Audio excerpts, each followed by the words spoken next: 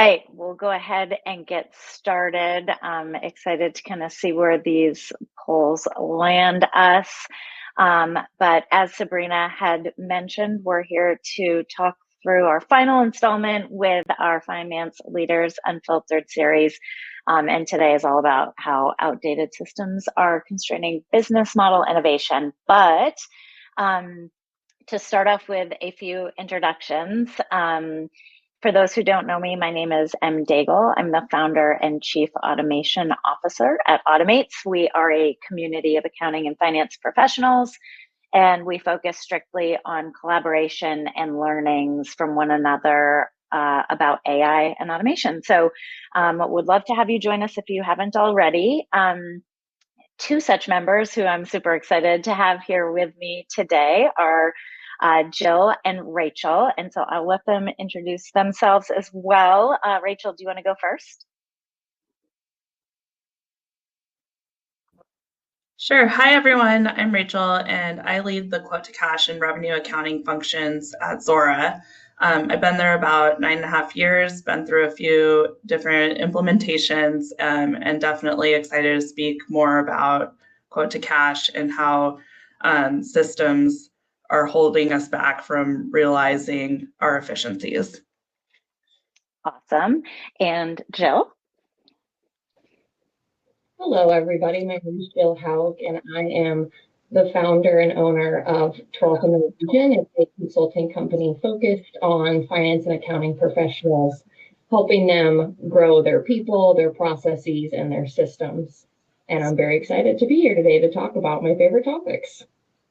Yay, awesome. And selfishly, I'm very excited too, because I've had the opportunity to work with both of these ladies as well in the past. So in preparation for this, I'm super excited because I think between the three of us, we have lots of insights, either firsthand or with our own teams, or who we've kind of helped along the way, be it clients, customers, that sort of thing. So super excited. But maybe before we jump in and really look at more of the survey results, probably good to start with some context. So like when we think about business models, go-to-market offerings, and the way it's shifting so much in the world we're in today, especially now with AI, innovation is really coming to a forefront. Curious to hear from each of you why you think so many fast-growing companies today are really struggling to scale their finance operations as their business models evolve. Rachel, I'll kick this one over to you first, and then Jill would love to hear anything on top of that. Sure. I think to start, sometimes what can happen is you can have different teams kind of working siloed in their different processes. And so it makes the passing of data between the teams or between tools that aren't integrated a little bit more time consuming. And so I think that can make it so that if you have new models added to the mix, just make those processes even more fragmented and that data passing even more slow across the teams. And so I think that brings the need for really having systems integrated and teams really working together in lockstep and thinking about the end to end. Couldn't agree more. Jill, what about you? Anything to add to that?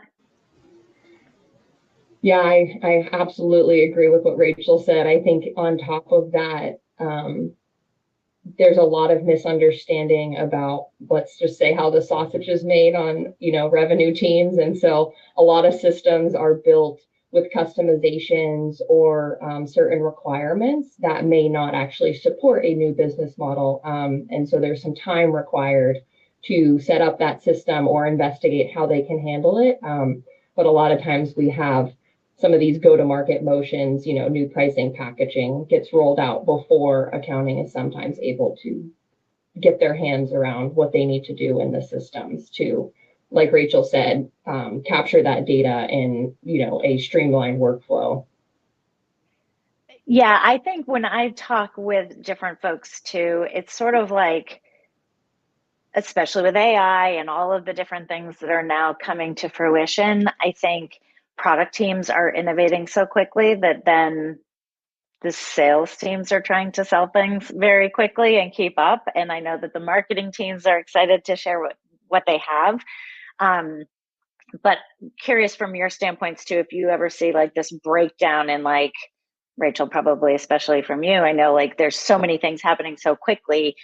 How do you reconcile like what's actually going to market and being sold, and then being able to make sure that your finance team knows about it versus like also what your sales teams know they can do or can't do, that sort of thing, which I know is obviously a huge pain point for not just you or, you, Jill, but like all of us here. But curious, like, is that something that, like, even with the best system, I think there's something also there to like that cultural like shift in making sure that we've got some alignment there. Yeah, I'll jump in there, Rachel, just real quick. I think you're absolutely spot on. I think it's cultural, and I think a lot of it's just leadership a lot of times can enforce communication styles or certain processes. And I think it's really important to have that from the top down to show that the executive team is all aligned. And so that allows the underlying teams to also be very aligned with each other and work together more consistently, so that you can suss out what's real and what's not. Yeah, exactly. All right. So I know pricing complexity comes into the mix here. So yes, there's a lot of different go-to-market changes going on, whether it's bundling or new ways to offer, whether it's maybe going from subscription to some sort of usage, like lots of different things. But I think the pricing complexity is an interesting one. And according to the survey, 97% of SaaS finance leaders said that their systems couldn't support the pricing complexity. So while I think the challenge may seem similar to the former one I was just asking about like evolving business models, but I'd be curious to see how, if you think that the pricing complexity is different, if it's the same. But Jill, why do you think that number is so high from the survey? And like maybe it's same reasons, similar reasons, totally different reasons. How do you see that? Yeah, I would say two things come to mind. One is, I think, pricing and going to market with that pricing is one thing, but then accounting for it and forecasting on that is completely different. And so again, it's, how do you get that pricing model to a finance team that they can actually forecast it in a way that's still aligned with how your business is operating, right? You're not going to just completely flip the script and say, well, now we're no longer going to have business that's subscription and now it's all usage. Right? There's going to be a transition period. And so the finance team needs to be able to model that and integrate that into their models. And then on the revenue side, and Rachel can probably speak much more in depth to this, but there's a number of things that pricing impacts, whether it's SSP or your variable consideration. There's a lot of other considerations that have to go into the revenue accounting for that pricing model that not only makes the system complex, but makes leaders, a little bit weary because they need to make all of those things happen in finance and revenue in order to support the pricing model. I think that's spot on. And another thing I'll just say is that I think that leads to the importance of really bringing your finance teams in early so that they can understand what these models are and be able to communicate what these different impacts could be. Now, we might still go to market with these different pricing models, but at least you're going in eyes wide open with what's going to happen, and the impacts that will be happening on all the systems, so that leadership can really make informed decisions and really understand what's going to happen to the speed of the close, whether we're going to be able to take the revenue in these different pricing models, and how the bigger picture is all going to unfold if we do different pricing models. Yeah, and I think it's interesting. One thing that's come up in a few conversations I've had recently is about either who owns the order to cash process, or are the owners, if it's more than one, in lockstep to understand the true end-to-end needs. Because to your point, Rachel, like if you don't understand from a upstream process what the back office needs, or from the back office not understanding maybe some of the challenges or goals and everything that the upstream team is doing on the front end, it's really hard to make sure you're capturing all of the data in the right way, in the right system that's going to talk to each other, so that everybody's informed along the way. And Jill, one thing, I know you and I have talked about this before, but I'm going to ask you maybe a little bit about what you mean, because I like the idea of it, but around like what you always bring up, like, is everybody talking about the same thing? Meaning like it often comes down to definitions. And I think it would be great if everybody on the call here could hear a little bit about your take on that, because I think it's a really important point to make, that we may be talking about the same data, but the same data may not mean the same thing to everybody. So like from that perspective, what have you meant when you've talked about that and like making sure everybody's working off the same definition? Absolutely. The top three are bookings, billing, and revenue. Everybody uses those terms, maybe not in the same way. And they all can represent a similar number, right? Like if we just take one contract, the booking may be $100 and the revenue may ultimately be $100 and the billing may ultimately be $100, but those might occur at different times. And so, I think a lot of go-to-market teams that I work with, whether it's deal desk, sales, customer success, they talk a lot about, well, we've been paid, or we billed them, or we invoiced them. And that a lot of times in their minds means we recognize the revenue. And that's not necessarily how it works, as we can all attest to. And so I think being able to define what those mean at different stages in that data flow, right? Again, it's all the same data from the same contract, but there's different points at which people are talking about that data. And so if you talk about that contract as revenue overall versus bookings, billing, and revenue, you may be skewed in decisions you're making, either as a leader or maybe just an operator. If somebody tells you, oh yeah, that customer pays $100, well, maybe that's material and we care about them, but maybe that's actually not their revenue. Maybe that's just their bookings amount. That's what they've contracted for, and we haven't actually delivered on it, or we haven't billed them for it yet. So that's kind of my talk track around those definitions. Yeah, I agree. Rachel, I think so. Also, for those listening, I actually was at Zuora for a little over 6 years, so I've been in the thick of it there. And I think there's actually something that is really interesting about Zuora, in the sense that I do believe that those teams, the sales team, all the way through revenue operations, all the way through, I'll call it rev rec, right? Like accounting back end, does a really nice job of kind of all coming together and understanding that full end to end, I'll say, value when you have it. I've worked some places where that's definitely not the case, and it is like banging your head against the wall sometimes. Whereas it was really refreshing for me to see at Zuora the sales team so tightly engaged with the back end team, I'll say, or the accounting team. Curious from your perspective, Rachel, maybe taking it from like where you may have worked before, what you see now at Zuora, and also having been through a few of the implementations. I know like Zuora has taken on its own journey, but curious what you've seen and the benefits of having now like that end-to-end system where you do have the data all in one spot and you do see the teams working together kind of like all in the same vein, and maybe the benefits that you've seen there at Zuora from it. Yeah, so I think that there's a few angles on that question. The first one I will say, I think it comes from the top.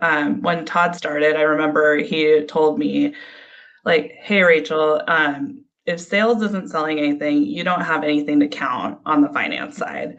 And so, you need to be working with sales, and, obviously we need to make sure that we're protecting the revenue. We're doing everything in compliance with US GAAP.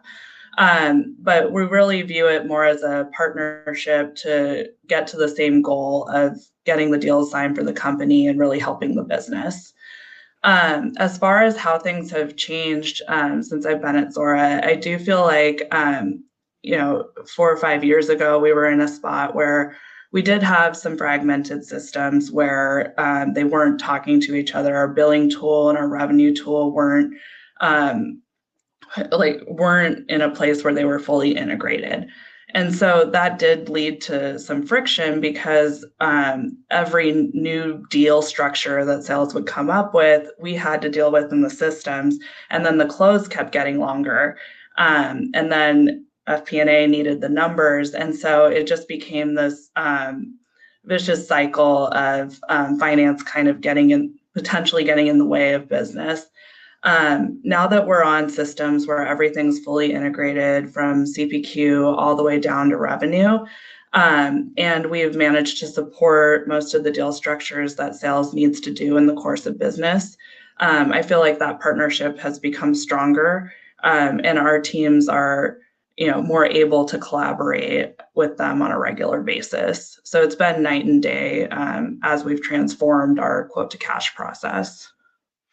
Yeah, I love that. I think it's such a, I say success story, because you always want to make sure that if somebody is offering some sort of finance tool that they're actually using it themselves. But I've seen that transformation. I think it's pretty darn special over there. So let's kind of move on a little bit to thinking about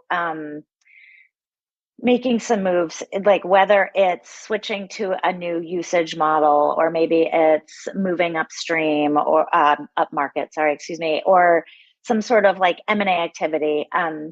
When we looked at the report, it showed that 82% of finance leaders say that expanding into new markets or new models has exposed some pretty major gaps in their order to cash process.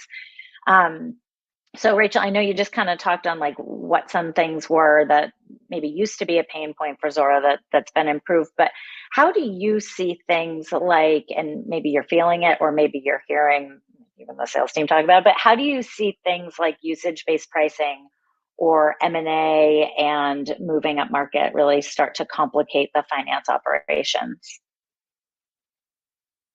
So I think, first of all, I'll take going up market as an example. As you get more and more enterprise deals, you're never going to have everything be standard at the end of the day. So what we've really done is focused on the non-standards that continually come up and tried to make sure that we prioritize figuring out how those are going to work in the system from CPQ all the way through revenue. And then just knowing in the back of our minds that we are going to have certain edge cases, and then thinking through how we're going to handle those in the best way we can. So, yeah, Jill, anything to add there?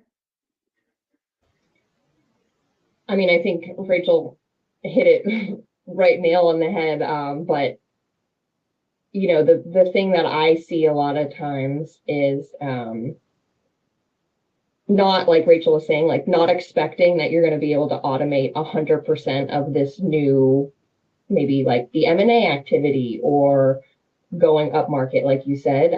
You might not be able to automate that 100% out of the box. And so it's like, how can you bucket those to find some standardization to enable the sales team to sell something that can maybe be automated? And then if it isn't,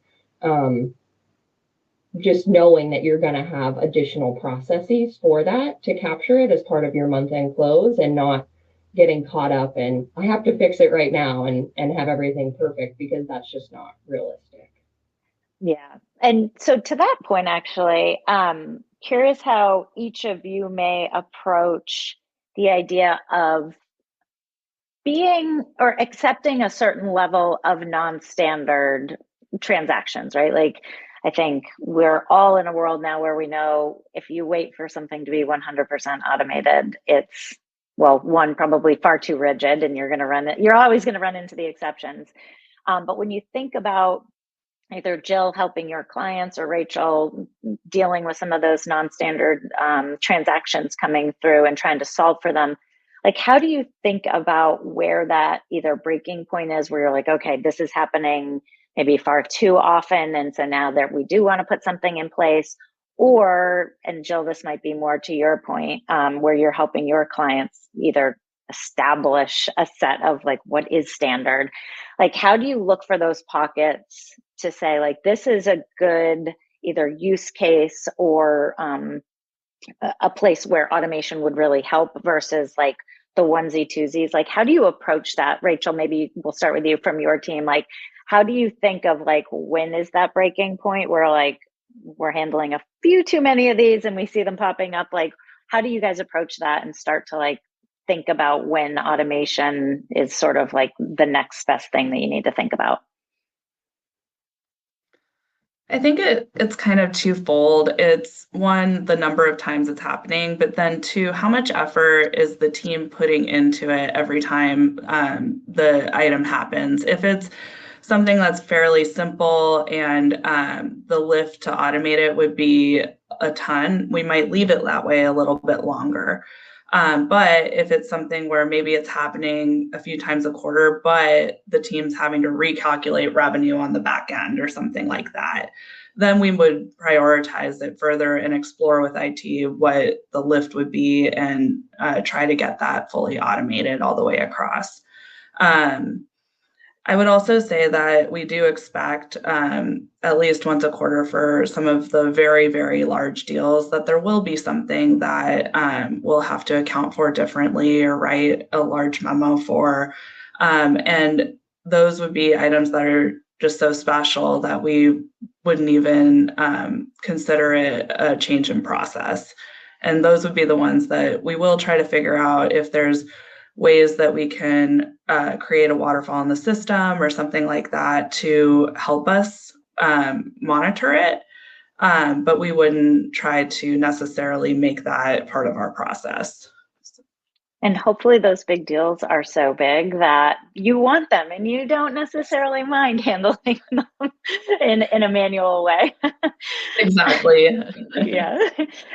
Jill, from your perspective, I know you're a little bit different in like the way that you help your clients, but how do you help guide them in thinking about it? Because I know this is something that I get a question a lot about.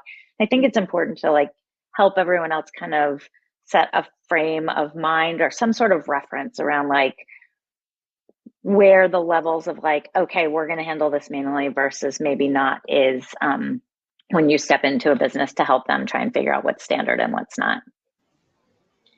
Yeah, I try to take a little bit more of like a sales ops approach, I would say, just because it's a lot of times trying to help, like you said, people figure out what is standard and what is non-standard. So a lot of times I'll start more from a data perspective, like sales ops data, saying like, is this something we're seeing across certain industries? Is this something that we're seeing across certain sales reps, right? Is there like an education that needs to happen to get out of that non-standard world, right? Like a lot of times it is as simple as that, right? It's helping, build that bridge between revenue accounting and the go-to-market team of, okay, like this is the struggle you're having. What if we frame the deal a little bit more this way? And then it can fit into our automated system, right? So again, it's just approaching it more from a data perspective and figuring out, is there something upstream that's actually causing this recurrence to happen? And can we modify it? And if not, then looking into and talking to my clients about, okay, you can either hire somebody or we can look into a system that might be able to automate some of this. And historically, it's been more, let's just hire somebody. But nowadays, people are very interested in tools. Yeah, exactly, which is a good place to be. And I think you just brought up something too that's really important is, especially as folks are thinking about automating, whether it's putting in a system, looking at their processes, there is something to that educational aspect too, to like understanding why the process is the way it is. And it doesn't necessarily need to be that way. So the answer isn't always, to your point, Jill, it isn't always implement a new system. Maybe there's just like little tweaks, or if you are implementing a new system, a lot of times what I've seen too is if you're just going to automate what you did manually before, yes, there's the benefit of having some time savings, but typically that manual process looks a certain way. I'm so sorry. Everything's dying. Can you guys hear me okay?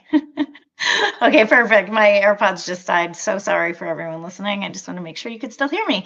But I think there's something to be said for really looking and understanding what that process is and why those steps were there, because a lot of times you don't just have to go through all 1 through 10 steps and automate all 10 steps. Maybe you only need to automate 4 of them, and then the other 6 no longer apply. So I think there's something to making sure you're educated on your process, why it is that way, what's causing it. Are there things you can do upstream to help prevent some of those things that are needed downstream?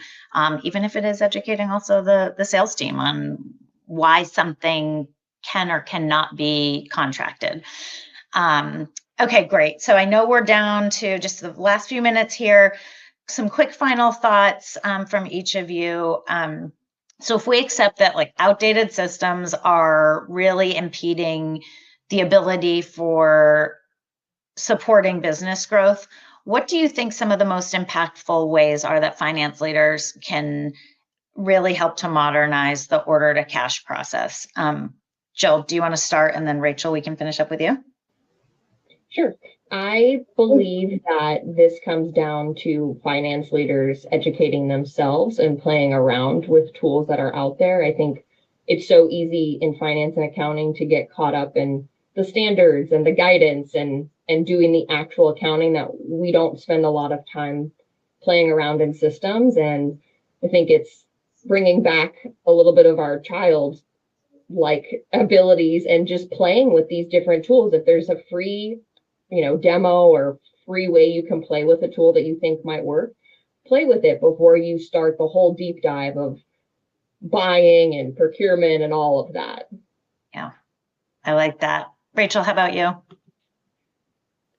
Totally agree with that. And I think where I'm going to go back to is I think stressing the importance of really giving finance that seat at the table and stressing the value of having finance involved up front, because then you do have time to react. You have time to figure out what systems you potentially need, what you need the tools to be able to do, and all of that kind of thing, so that you're ready as new models come, and you have to make sure that you're able to handle them in your systems.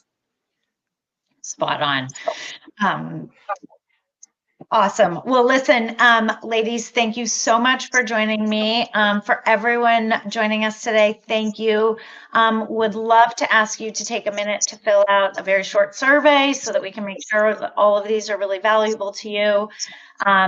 We'll be getting some information out to you, and there are other opportunities to learn more with the finance report, modern finance report. And then Rachel's got a great on-demand series as well, Back to Real Accounting. And then shameless plug, please join OTTO-MATES if you haven't. We can keep the discussion going. So Rachel and Jill, thank you so much for joining me. And thanks for everyone listening in, and look forward to the next one. Thanks.